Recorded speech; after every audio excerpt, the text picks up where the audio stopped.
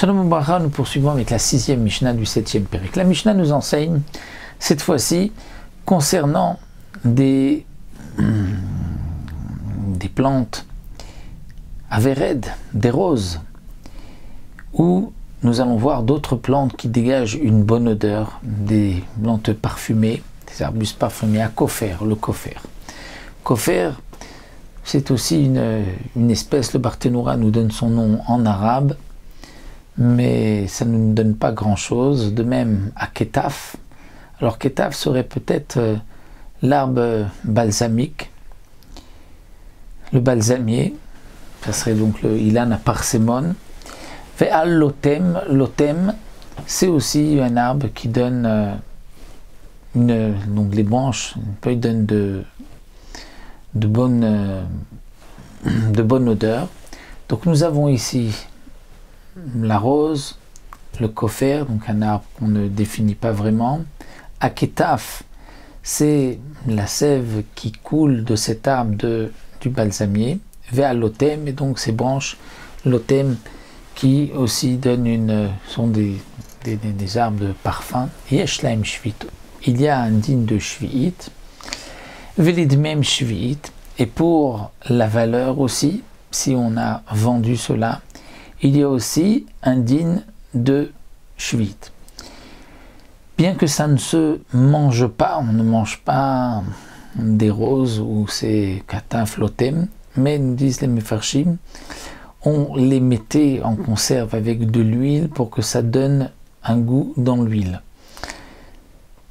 Donc, même si c'est vrai que ça ne se mange pas vraiment, on utilise plutôt pour l'odeur, mais ça sert aussi de tavline, c'est-à-dire ça sert aussi d'épices. Et donc c'est considéré comme un aliment, et il y a un digne de Kedushat Shvi'it, et pour l'argent, si on a vendu cela, donc l'argent qu'on a reçu aussi Kedushat Shvi'it.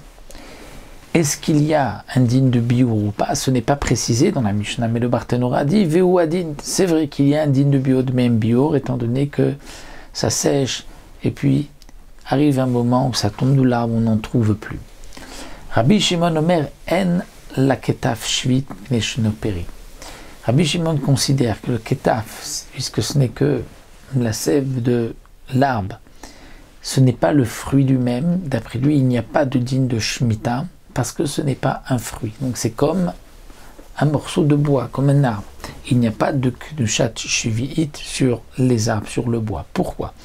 Parce qu'il n'y a de kedushat shvi'it que sur quelque chose qui est achilato vanato shavé. Ça nous verrons Bezrat Hashem dans le prochain Pérec, que de ce din-là nous apprenons dans la Torah que comment va-t-on utiliser ce qui est kadosh shvi'it, c'est lorsque l'utilisation et le faire disparaître de ce monde arrive en même temps. C'est-à-dire j'en profite, je mange un fruit, au moment où j'en profite, c'est à ce moment-là aussi où il disparaît de ce monde.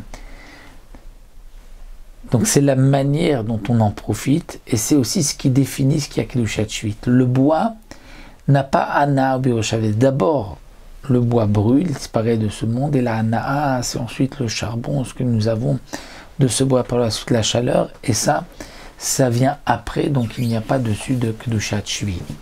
Donc Rabbi Shimon pense que le kataf n'est pas un fruit, alors que Tanakama nous dit Barthénoura pense que le kataf c'est le fruit, et donc il y a un digne de Kedushat Shvi'it là-dessus.